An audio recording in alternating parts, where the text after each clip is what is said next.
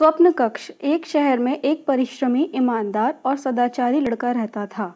माता पिता, भाई बहन, मित्र, रिश्तेदार सब उसे बहुत प्यार करते थे। सबकी सहायता को तत्पर रहने के कारण पड़ोसी से लेकर सहकर्मी तक उसका सम्मान करते थे। सब कुछ अच्छा था, किंतु जीवन में वह जिस सफलता प्राप्ति का सपना देखा करता था, वह उससे कोसों दूर था। वह दिन रात जी जान लगाकर मेहनत करता, किंतु असफलता ही उसके हाथ लगती। उसका पूरा जीवन ऐसे ही निकल गया और अंत में जीवन चक्र से निकलकर वह काल चक्र में समा गया। क्योंकि उसने जीवन में सुकर्म किए थे, इसलिए उसे स्वर्ग की प्राप्ति हुई। देवदूत उसे लेकर स्वर्ग पहुंचे। स्वर्ग लोक का अलौकिक सौंदर्य देख वह मंत्रमुग्ध हो गया और देवदूत से बोला, यह कौन सा स्थान है?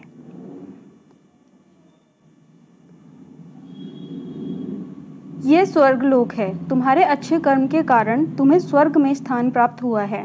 अब से तुम यहीं रहोगे, देवदूत ने उत्तर दिया। यह सुनकर लड़का खुश हो गया। देवदूत ने उसे वह घर दिखाया जहाँ उसके रहने की व्यवस्था की गई थी। वह एक आलीशान घर था। इतना आलीशान घर उसने अपने जीवन में कभी नहीं देखा था। देवदूत उसे घर के भीतर लेकर गया और एक एक कर सारे कक्ष दिखाने लगा। सभी कक्ष बहुत सुंदर थे। अंत में वह उसे एक ऐसे कक्ष के पास लेकर गया जिसके सामने स्वप्न कक्ष लिखा हुआ था। जब वे उस कक्ष के अंदर पहुंचे तो लड़का यह देखकर दंग रह गया कि वहां बहुत सारी वस्तुओं के छोटे छोटे प्रतिरूप रखे हुए थे। वही वस्तुएं थी जिन्हें पाने के लिए उसने आजीवन मेहनत की थी, किंतु हासिल नहीं कर पाया था। आलीशान घर, कार, उच्चाधिकारी का पद और ऐसे ही बहुत सी चीजें जो उसने सपने में ही रह गए थे।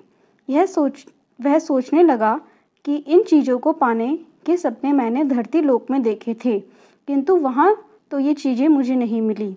अब यहाँ इनके छोटे प्रतिरूप इस तरह क्यों रखे हुए हैं?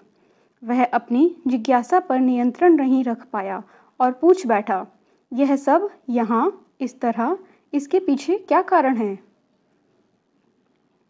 देवदूत ने उसे बताया, मनुष्य अपने जीवन बहुत से सपने देखता है और उनको पूरा हो जाने की कामना करता है, किंतु कुछ ही सपनों के प्रति वह गंभीर होता है और उन्हें पूरा करने का प्रयास करता है। ईश्वर और ब्रह्मांड मनुष्य के हर सपने पूरा करने की तैयारी करते हैं, लेकिन कई बार असफलता प्राप्ति से हताश होकर और कई बार दृढ़ निश्चय की कमी के कारण मनुष्य उस क्षण प्रयास करना छोड़ देता है जब उसके सपने पूरे होने वाले ही होते हैं। उसके वही अधूरे सपने यहाँ प्रतिरूप के रूप में रखे हुए हैं। तुम्हारे सपने भी यहाँ प्रतिरूप के रूप में रखे हैं। तुमने अंत समय तक हार न मानी होती तो उसे अपने जीवन में प्राप्त कर चुके होते।